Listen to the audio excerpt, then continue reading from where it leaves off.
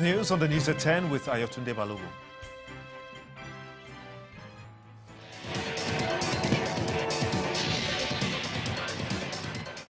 Thanks so much, Agimba. Super Eagles coach Gernot Rohr has called up Mikel Agu as a late replacement for skipper John Obi Mikel for Tuesday's warm-up against Serbia in London. Work permit issues have stopped Mikel from leaving China, causing the technical advisor Rohr to call up the Turkey-based defensive midfielder instead. The Handball Federation of Nigeria has confirmed that the first phase of the league will hold from April the 27th to May the 6th in Abuja. The Secretary General of the Federation, Haruna Megidansama, revealed that 12 teams in the male category and 10 teams in the female category will take part in the league. He also said the second phase is built to hold in Lagos in the month of October. The Golden State Warriors have announced that Steph Curry has had an MRI scan on his left knee after suffering a sprain in Friday's game against the Atlanta Hawks. Curry, who had missed Golden State's last 6 games, was injured in the third quarter of the team's 106-94 points win. The Nevada State Athletic Commission has suspended Canelo Alvarez owing to his 2 positive tests for banned substances. Now, the situation puts Alvarez's scheduled rematch with unified middleweight world champion Gennady Golovkin on May the 5th in Las Vegas in serious jeopardy of being cancelled. The commission will decide at the hearing whether the fight will be permitted to go ahead as scheduled. That's on April 10th. And that's a wrap in sports news. The News at 10 continues shortly.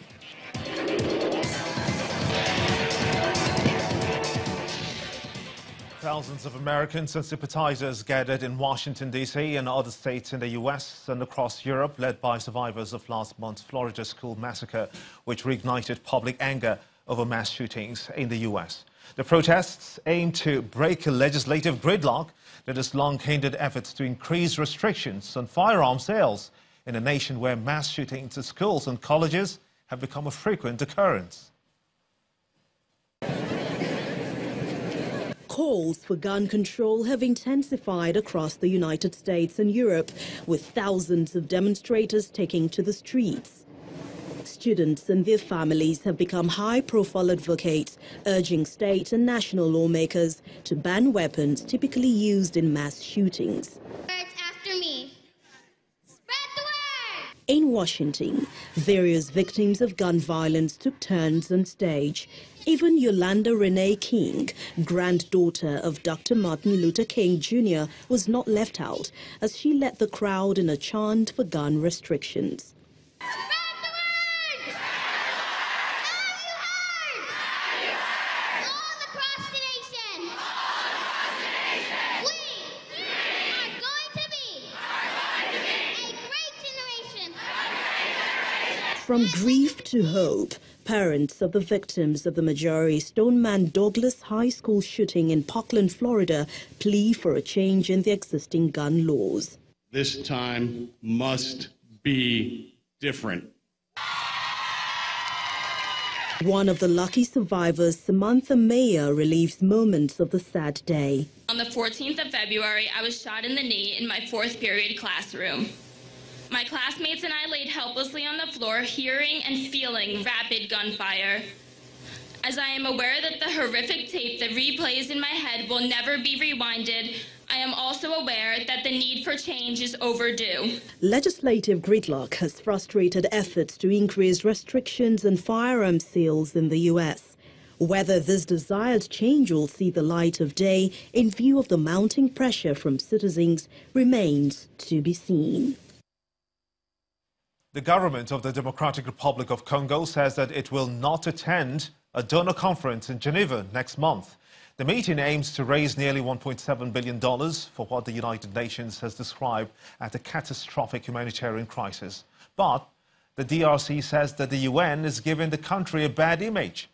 Acting Prime Minister Jose Makila acknowledged that the country is indeed facing an emergency, but he says that the United Nations reaction is discouraging investors. The UN says that more than 13 million Congolese need humanitarian aid there. Nearly 4.5 million people are also currently displaced in the country, having fled violence. French officials say that a police officer who swapped himself for hostage in a supermarket siege on Friday has died. President Emmanuel Macron says that 45-year-old Lieutenant Colonel Arnaud Beltrame fell as a hero and showed exceptional courage. The officer helped bring an end to a gunman's shooting spree that killed 3 people in southern France. The radical Islamist gunman, 25-year-old Ridouane Lakdim, was shot dead as police brought the siege to an end.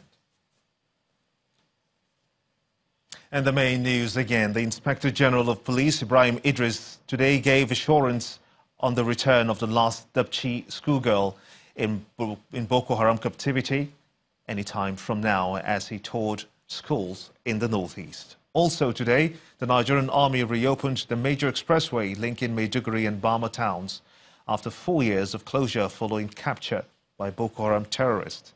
And protests hit US cities as parts of Europe today, and students led rallies to demand tougher gun control laws.